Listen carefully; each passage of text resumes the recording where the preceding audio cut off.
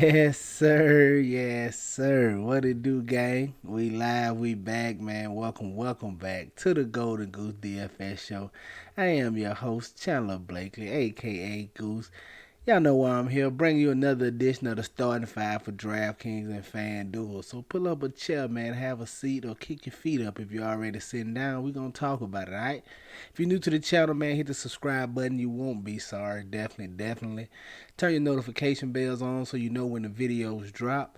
Also, everybody, do me one small favor. Hit that like button for your boy, man. It really helps us grow the channel, and most importantly, gives you good karma. Y'all know we all about that good energy. You know you get back what you put out. So let's get it started. Hit that like button, all right? Man, last night was solid.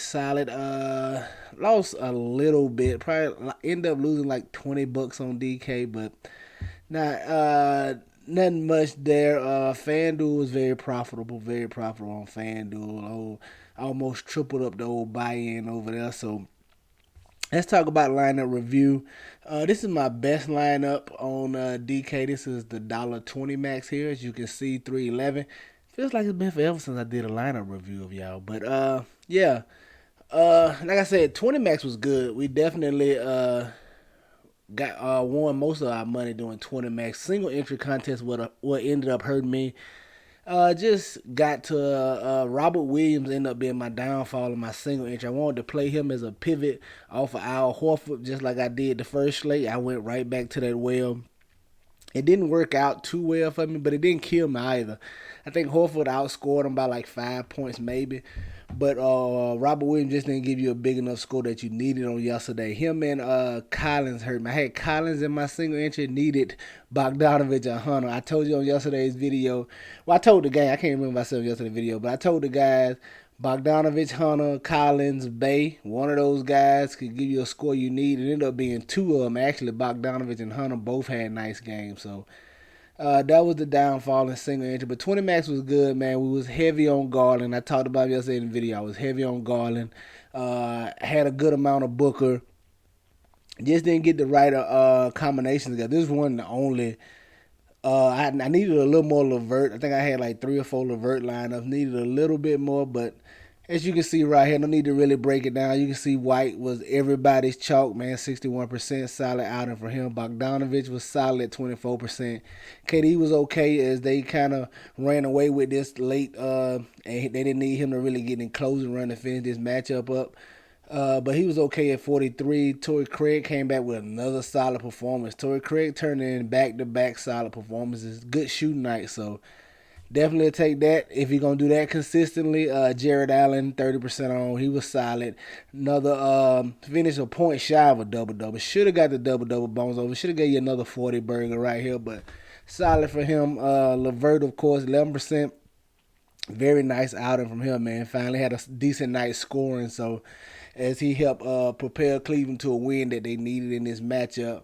Kawhi Leonard, of course, he definitely got to some Kawhi, man. He was just the guy that had to do it all. Like when you look at every team kind of has another superstar they can lean on, or at least another almost all-star caliber player they can lean on. Kawhi's in a situation where he has another player he can lean on in Westbrook, but Westbrook is not a scorer. Westbrook is going to help, just leadership-wise, defensive, things of that nature. He has to be the guy scoring, so you can just keep firing up Kawhi as long as he's priced correctly and there's no Paul George. So got plenty of Kawhi yesterday. And then DeAndre Ayton down here, man, some foul trouble from him, man, hurt us right here. And then the blowout limited his minutes. He was on pace for a big night, so there you have it, man. My best lineup on DK311. Let's go look at FanDuel. See what I did over there. Came in 100th place. Y'all know this the 222.20 max. That's why I stay at over here. 342, like I said, Westbrook.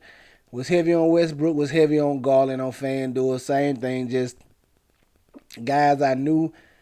Garland I knew had to be more aggressive. I told you he had to get more assists. He had to be the one setting the pace for the offense, and that's what they did in this matchup, and it got him to win. Westbrook was just a guy we knew was going to be heavily involved. I told the gang yesterday, like, I'm gonna keep playing Westbrook. I mean, he gave you 44 fantasy points and he went 3 of 19. I mean, what is he gonna do? Shoot 2 of 19? I don't care. He can go 1 for 19. If he's still gonna drop me 40 fantasy points, I'm gonna go to him.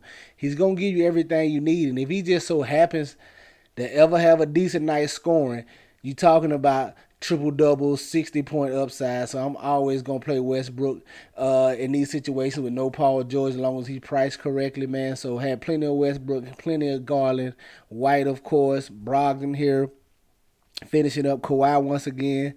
One of my favorite pay up options yesterday.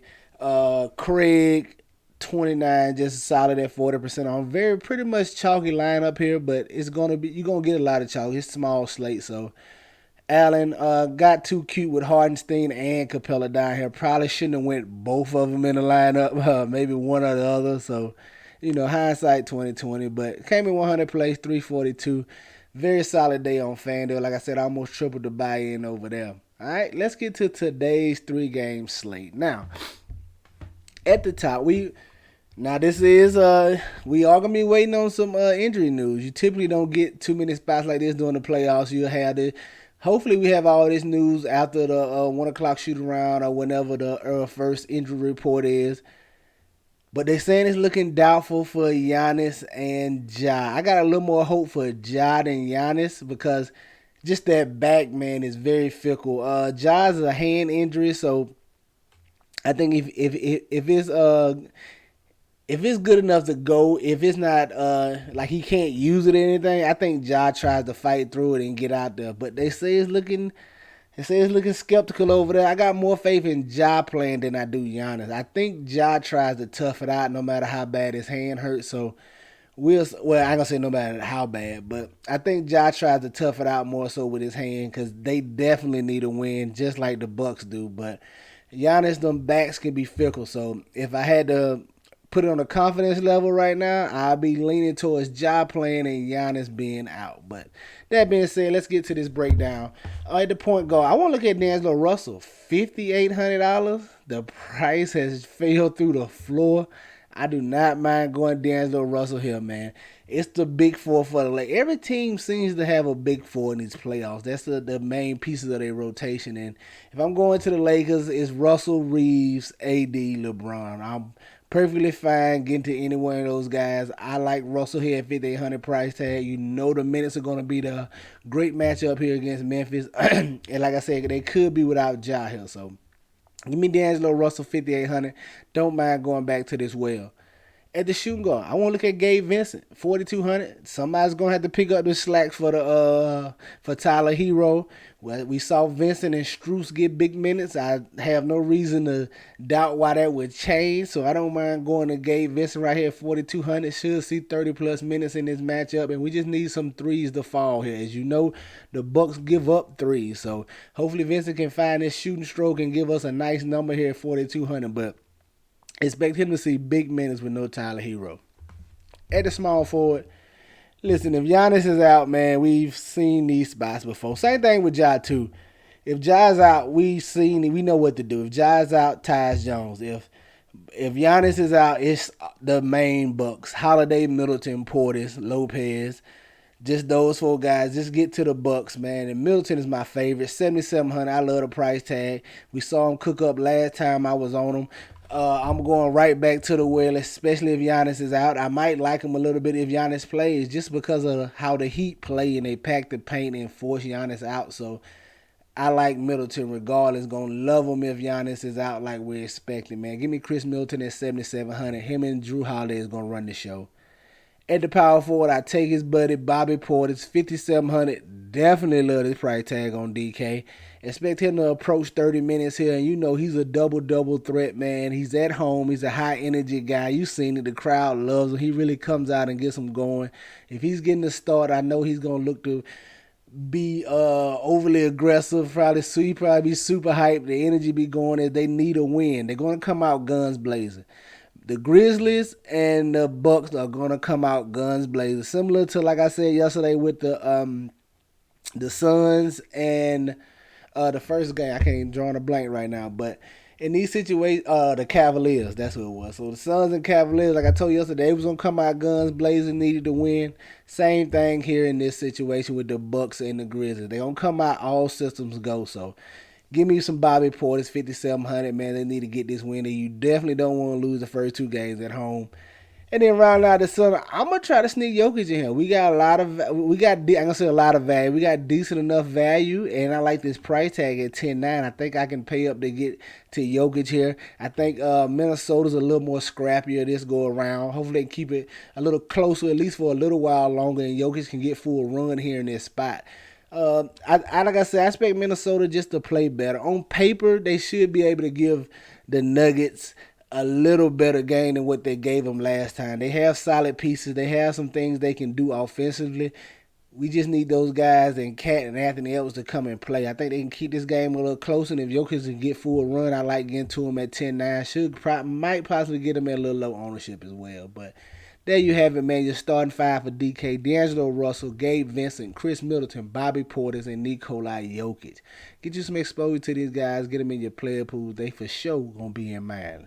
And listen, if you want this type of talk before lock, man, you want to see the lines I'm running, see my player pool, see the guys I like the most, get my right before lock slate breakdown, man, join the Patreon. The link's down below, man. Get in the premium Discord. I'm in there chopping it up, usually an hour before lock every slate. I ain't talking to you just like this. So come on over to the Patreon, fam, all right? Let's get to FanDuel, man. At the top, I want to look at Tyus Jones, 7K. Like I said, if Ja doesn't go, if Ja plays, I got interest in Ja. I'm not gonna lie. He definitely won't be a single entry play, more of a 20 max guy. But if he's played, I'm gonna get to some Ja and some lineups, man. Just cause I said I know the hand is injured, but if he's gonna try to tough through it. So if he's playing, I don't mind going to Ja. But if he's out, sign me up for Tyus Jones, 7K. You already know what to do with this Grizzlies team. We done seen this spot a few times this year as well. They're still very solid without Ja. As you can see, they're still favored right now with that news up in the air. So if Ja sits, it probably comes down a little bit, but Memphis more than likely to still be favored even if Ja sits. So give me Tyus Jones at 7K. I like him at this price tag. You know what he can do. You know what he's capable of. At the shooting guard spot, stand with Chris Middleton, 8,200. Like I said, I like Drew, but Middleton is just the cheaper of the two on both sites, and I like him better than Drew as well. But if you want to go Drew Holiday, that's perfectly fine as well, man. It's all systems go for this Bucks team with no with no Giannis over there. Sign me up for Chris Middleton, 8,200. At the small four, I'm gonna roll out LeBron James, 10-8. I like this price tag, man. Like $1,000, almost $1,000 cheaper than AD, 1,200 cheaper than Giannis. I like him. He's only $800 more expensive than Jimmy Butler. I get to LeBron before I get to Jimmy Butler in this spot. As you know what he's going to do. Him and AD are going to lead the charge here against this Memphis Grizzlies team. They would love to be up 2-0 going back to LA. Trust me, they would, and try to sweep this thing. So I think they come out blazing as well. I like getting to LeBron at 10-8. At the power forward, I want to go right back to Aaron Gordon, 5,900. I know people want to see the last game. Michael Porter Jr. had the better game, but Aaron Gordon got a couple of quick fouls, and then, like I said, the game blew out, so they didn't really need him to do too much. I do not mind going to Aaron Gordon. I actually like him. He's one of my favorite plays over here on FanDuel. He should see 30-plus minutes. Like I said, I expect Minnesota to hang around in this game a little longer here, as they should be able to be a little more efficient on offense. Give me Aaron Gordon, 5,900, double threat here. Should see plenty of run, barring foul trouble. And at the center spot, Bobby Portis, man, 6,300. Nothing's changing, man. Middleton and Bobby Portis, my favorite two Bucks. Gonna be heavy on them, like I know a lot of people are. You just gonna have to try to get different in a few spots here and there. So, give me Bobby Portis, 6,300. And there you have it, man. You're starting five on FanDuel. Bobby Portis, Aaron Gordon, LeBron James, Chris Middleton, and Tyus Jones. Get you some exposure to these guys. Get them in your player pools. They for sure gonna be in mine, all right? That's going to do it for us here today, man. Y'all know the motto. Chances make champions. Y'all green up. I catch y'all next time, all right? Let's get it.